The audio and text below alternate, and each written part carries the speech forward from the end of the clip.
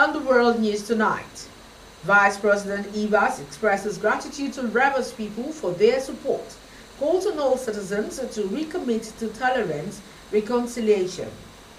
Mandatory NIN SIM linkage has reduced fraud, boosted national security. Tinubu. Plus, SANU, NASU issue 7-day warning strike, notice over unresolved issues.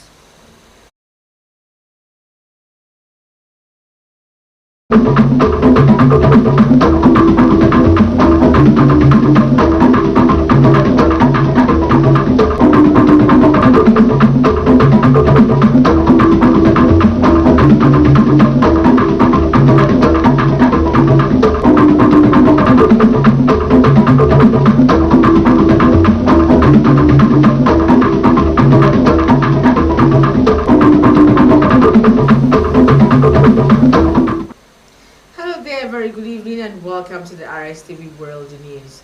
My name is Emily Tari Mberu. Now, do you love and care about Rivers State and her peace? If yes, let's build and take her to greater heights, as this is a task you and I must accomplish. You can watch Rstv News live on Facebook and YouTube at Rstv Online. You can also subscribe and click on the notification bell for updates on our live feeds. And now details of the news. Rivers State Administrator Vice Admiral retired Ibok Abbas says his administration has established a state by laying a foundation for Rivers people to build upon to make the state a model of good governance in Nigeria. Vice Admiral Abbas spoke on Tuesday during a public lecture with the theme Democracy and Good Governance in Port Harcourt. Tamno Barabi Ibulubo completes the story. The public lecture event attracted scholars, policymakers, and citizens who reflected on Nigeria's democratic journey and lessons from Rivers State's recent experience. The administrator noted the cooperation of stakeholders with his administration to conduct a peaceful local government election in the bid to restore democratic governance at the grassroots. Vice Admiral Abbas expressed deep gratitude to Rivers people for their support, describing it as most humbling and overwhelming, while calling on all citizens to recommit themselves to tolerance, reconciliation, and the collective destiny of the state. When we began this assignment on March 18, 2025, our core mandate was to restore peace and stability. By the grace of God, and with the cooperation of all stakeholders, we have come this far.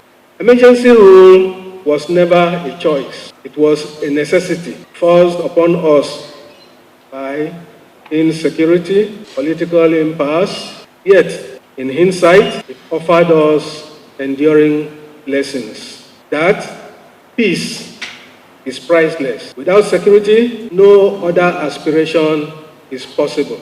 That when governance is weakened, opportunism fills the vacuum, endangering lives and livelihoods, and that the indomitable spirit of Rivers people cannot be broken. They endured, they persevered, and have remained steadfast. Secretary to the state government, Ibibia Lucky Wurika, said the event marks a moment of renewal and introspection for all Rivers people who share in the nurturing of democratic institutions that uphold justice, fairness, accountability, and service to the people. The guest lecturer, Abiodun Amuda Kanike, underscored the need for inclusivity, empowerment, and sustainable policies to strengthen Nigeria's democratic process, with leaders urged to go beyond monetary handouts to genuinely empower citizens, especially women and the youth, to have a prosperous state. Tamun Barabi Iblubo, Rstv News.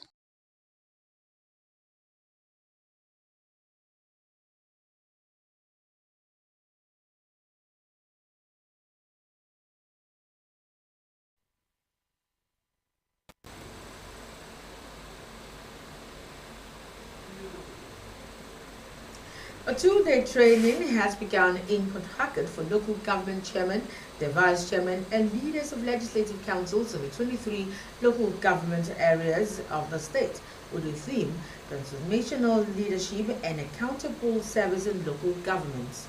The event held at the banquet hall of the Presidential Hotel in Port Harcourt aims to educate, inform, and sensitize council chairmen and their leaders on the ethics, policy, strategy, and implementation of the objectives of governance at the grassroots. Melvin Jackson tells us more.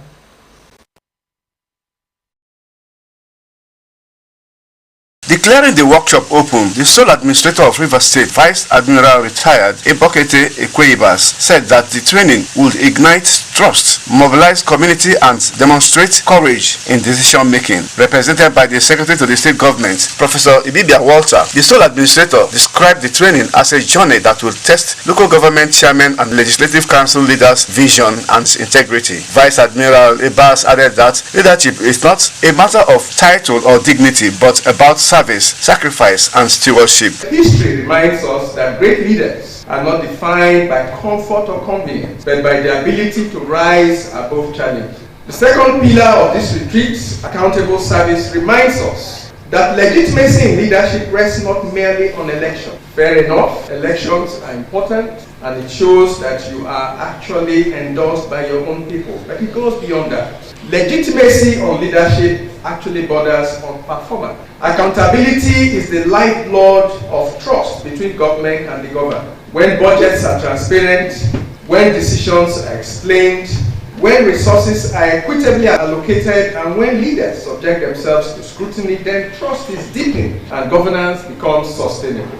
Acting Head of Service Iyingi Brown, represented by the Permanent Secretary, Ministry of Environment, Orwell Okere, said that local government council chairmen and leaders have to play critical roles in delivering service to people at the grassroots and carry out transformational leadership and accountable services to the people. The transformational leadership is a style of leadership where leaders inspire, motivate, and engage followers to achieve extraordinary outcomes. In an address of welcome, the Permanent Secretary, Ministry of Local Government Affairs, Dame Itong Awani, stated that the workshop is a significant step in strengthening grassroots governance and delivering quality service to the people. Awani said that the workshop has been carefully designed to equip participants with requisite knowledge, skills, and practical strategies needed to discharge their duties effectively. Local government authorities have a direct and immediate impact on citizens' welfare.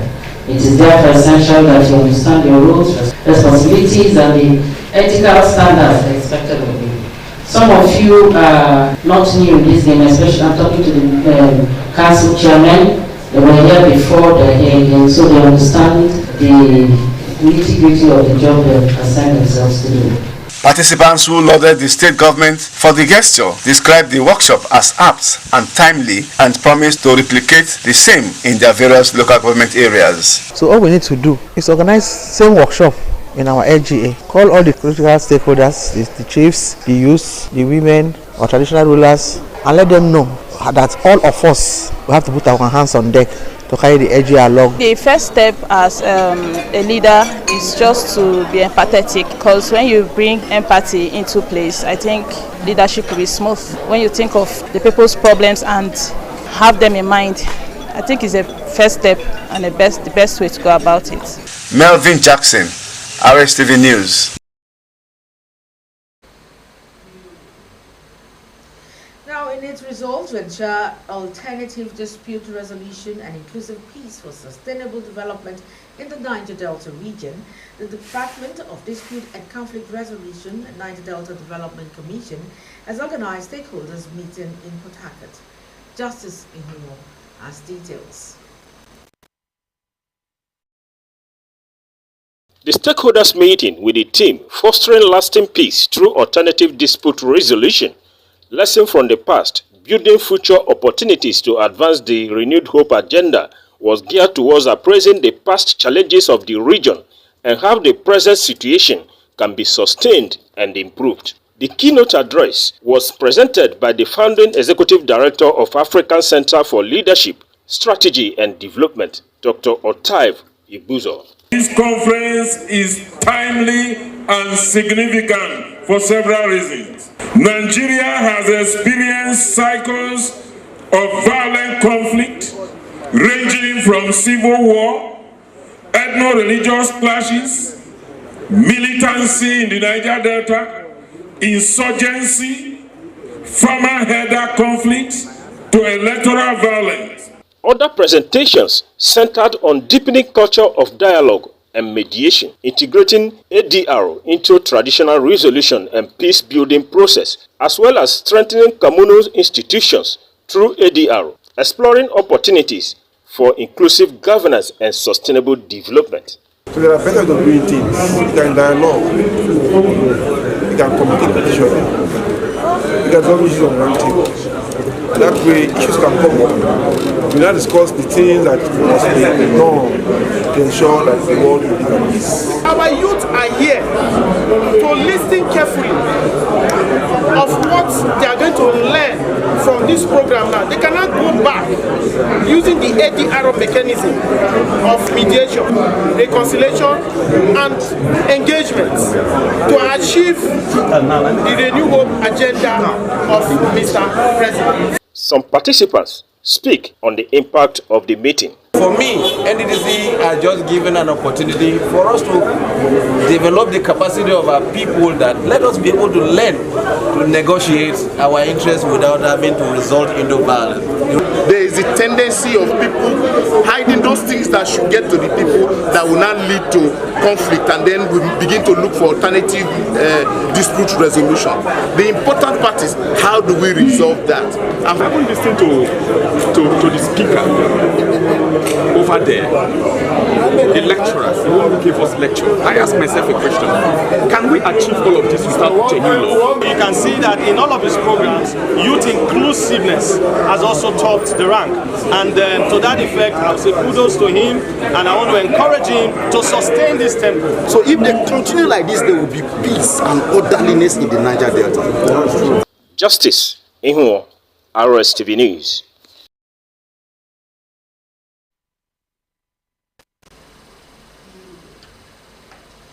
And now to some federal matters.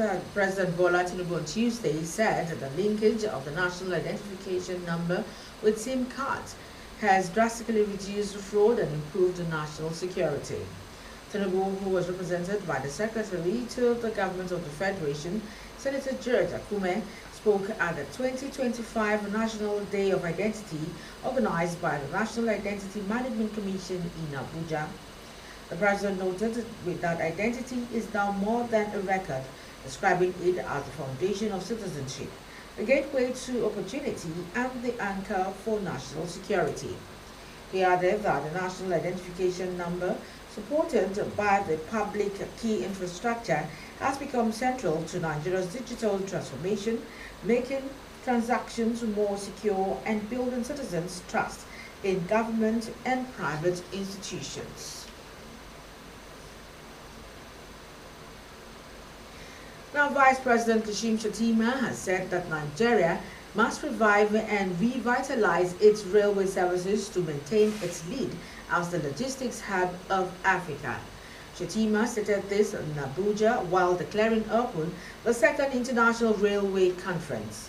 He called for stronger networking, partnership and collaboration among stakeholders, insisting that the task of taking full advantage of the numerous opportunities in the railway sector is not one to be taken lightly.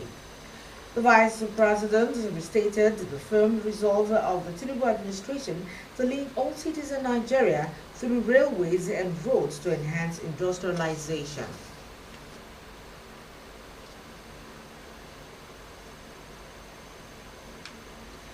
Now, do you love and care about Rivers State and her peace? If yes, let's build and take it to greater heights. It is a task you and I must accomplish. Always remember, you can watch Rstv News live on Facebook and YouTube at Rstv Online. You can also subscribe and click on the notification bell for updates on our live feeds. And up ahead on the news, Israel launches ground assault on Gaza City. And in sports, FIFA to pay clubs $355 million in World Cup benefit scheme. Details of these and more on the flip side. This day.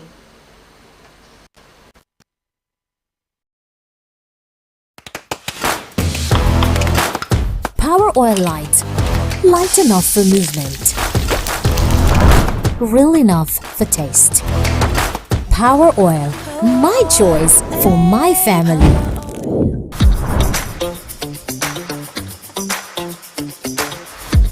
They always come back for seconds. I know why.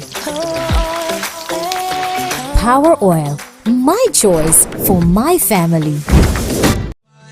Power God is here. Dr. Jesus in action, God is here.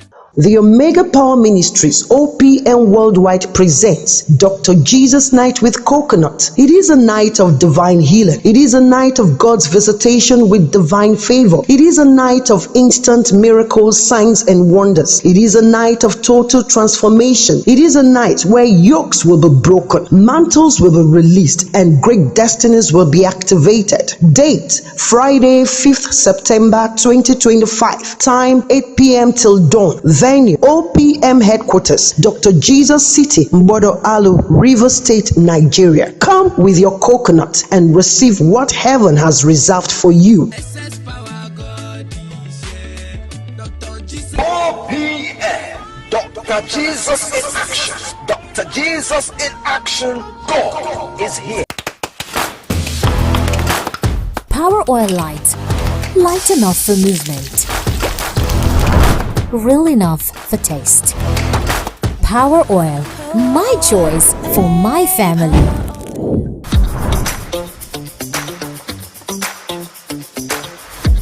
They always come back for seconds. I know why.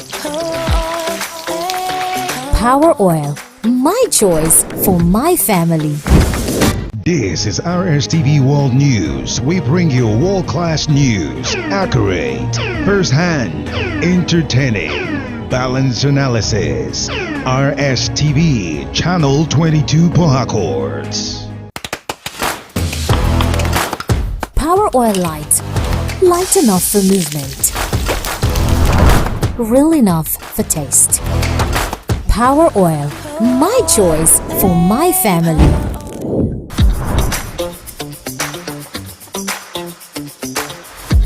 They always come back for seconds. I know why. Power Oil, my choice for my family. This is Rstv World News. We bring you world-class news, accurate, first-hand, entertaining, balanced analysis. Rstv, Channel 22 Pohakorts. Yeah, welcome back. You're still watching the news on Rstv. And now moving ahead to the rest of our reports. The federal government has ordered the immediate suspension of the controversial free on-board levy on all imported goods.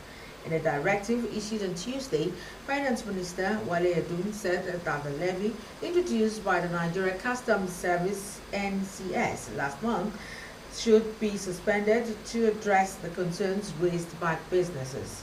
The suspension came after importers and business groups had warned that the levy would increase the cost of foods, fuel inflation, and hurt Nigeria's trade competitiveness at the time when the country was trying to end currency volatility and sluggish growth. He stated that the suspension will allow for a comprehensive review of the levy's framework and its broader economic implications, adding that it would work with the Customs Service and other stakeholders to develop a more equitable and efficient revenue structure. Now, the Senior Staff Association of Nigerian Universities, SANU, and the Non-Academic Staff Union of Educational and Associated Institutions, NASU, have issued a 7-day ultimatum to the federal government over unmet demands. In a letter addressed to the Minister of Education, Tunji Elausa, the Joint Action Committee of NASU and SANU said the government has consistently failed to address their demands despite several meetings and reminders. In the letter, both unions listed 3 demands: unjust disbursement of 50 billion naira earned allowances, outstanding withheld salaries, and 25 to 35% salary increments, and the renegotiation of 2009 agreements with the federal government. The SANU and NASU strike threat is coming even as the Academic Staff Union of Universities, ASU, have also accused the government of failing to meet their demands. And the U.S. mission in Nigeria has retreated to Nigerians that visa application fees remain non-refundable and non-transferable. In a tweet posted on its official X handle on Tuesday, the mission acknowledged the frustration felt by many Nigerians whose applications are denied after paying significant fees. The clarification from the mission stressed that these fees are meant to cover administrative costs associated with processing applications, not to guarantee visa approval. Recall that there have been complaints on social media from Nigerians who describe the process as financially draining, particularly when their applications are denied without the opportunity to reuse their payments. Now, Israel has launched its long-anticipated ground assault on Gaza City on Tuesday, shortly after visiting U.S. Secretary of State Marco Rubio backed its goal of eradicating Hamas in Gaza. Meanwhile, a United Nations probe charged Israel with committing genocide in the Palestinian territory and accused Prime Minister Benjamin Netanyahu and other top officials of incitement. The assault drew widespread condemnation, with the UN rights chief demanding an end to the carnage. Defense Minister Israel Katz said Gaza City was on fire and about 40% of Gaza City residents had left and moved to the territory's south. And on the entertainment scene, let's join Hannah Ibrahim as she tells us what's going on in the world of entertainment this day.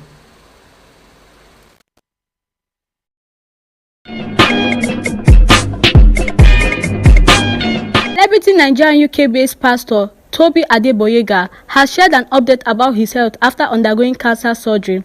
The founder of SPAC Nation Church had earlier made his battle with cancer known to the public.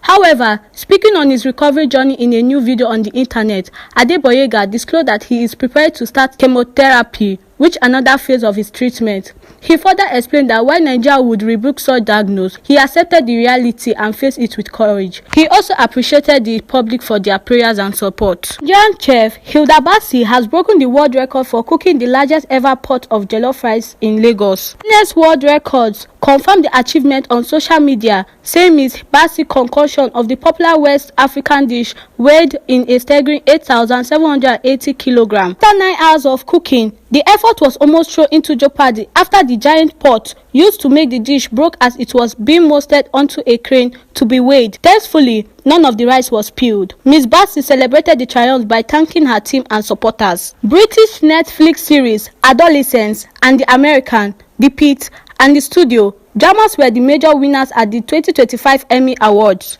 A social media platform records that the 77th Primetime Emmy Awards held at Peacock Theater in downtown Los Angeles, California on Sunday was hosted by comedian Bagaz. Pete at the Studio won the Best Comedy and Drama categories respectively, while Adolescence dominated the Limited Series category. 15-year-old adolescent star Onwe Kope matched the youngest male winner in Emmy history, while The Studio set a new record for the most win by a comedy in a single season with 13 trophies. Hannah Ibrahim, Rstv Entertainment News.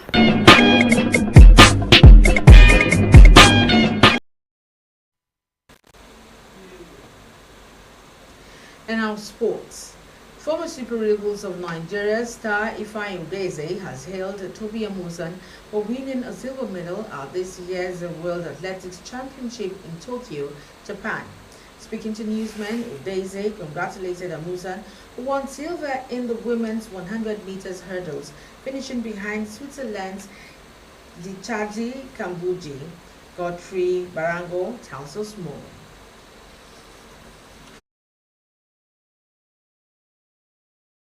Kambunji in 23 rose to victory in 12.24 seconds, eclipsing her previous best to secure Switzerland's first ever world title in the event. Amusan, 2022 champion and world record holder, followed closely in 12.29 seconds to earn Nigeria's 12th medal in World Champions history, while American holder Grace Stark won bronze with a time of 12.34 seconds as her compatriot Marcel Russell placed in fourth in 12.44 seconds. Amusan had earlier looked in commanding form in the semi-final, winning her race in 12.36 seconds to set up hopes of retaining her crown. Super Eagles defender Bruno Oyemachi has disclosed that his topmost priority is is to always secure a spot with his senior national team. Oyemashi, who was part of the Super Eagles squad that featured against South Africa in 2026 World Cup qualifier, explained that playing regularly for his club helps him to secure a spot in the senior national team. The Olympiacos star also expressed delight of winning 2 trophies with club despite trying to adapt to a new environment. Nigerian international Paul Onuachu have berated officiating in the Turkish Super League following his club Trabzonspor 1-0 loss to Fenerbahce on Sunday night. Onuachu made his thoughts known after his first half goal against Fenerbahce was disallowed following a VAR review. The former Southampton striker thought he had put Trabzonspor on early when he nodded home in the 11th minute. However, referee Ozan Ergun was advised to check a foul in the build-up to the goal and eventually disallowed it. It's Godfrey Barango, Sport News.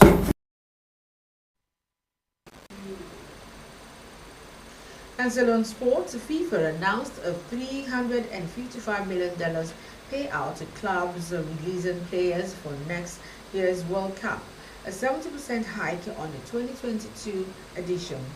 The new benefit scheme deal reached today in association with the powerful European Club Association includes for the first time players involved in qualifiers but not figuring in the 48-team 2026 tournament co-hosted by the USA, Canada and Mexico. FIFA President Gianni Infantino stated that clubs play a pivotal role in the success of national team football, and this initiative recognizes every element of it, from early development through to release for the most important games. Now, do you love and care about Rebel State and her peace? If yes, let's build and take her to greater heights. For it is a task you and I must accomplish. Always remember, you can watch Rstv News live on Facebook and YouTube and Rstv Online. You can also subscribe and click on the notification bell for updates on our live feeds. And now to end the news, let's take a look at some of our major stories. Rebel State Administrator Vice Admiral Retired Ibokete Ikwe-Ibas has expressed gratitude to Rebels people for their support, calling on all citizens to recommit to tolerance, reconciliation and collective destiny of the state. President Bola Tinubu has said that the linkage of the national identification number with SIM cards has drastically reduced fraud, improved national security and enhanced Nigeria's digital transformation. The Senior Staff Association of Nigerian Universities and the Non-Academic Staff Union of Educational and Associated Institutions have issued a 7-day ultimatum to the federal government over unmet demands despite several meetings and reminders. And that's it on the news tonight. Thank you so much for watching. My name is Emily Tari Mberu. To have an amazing night's rest.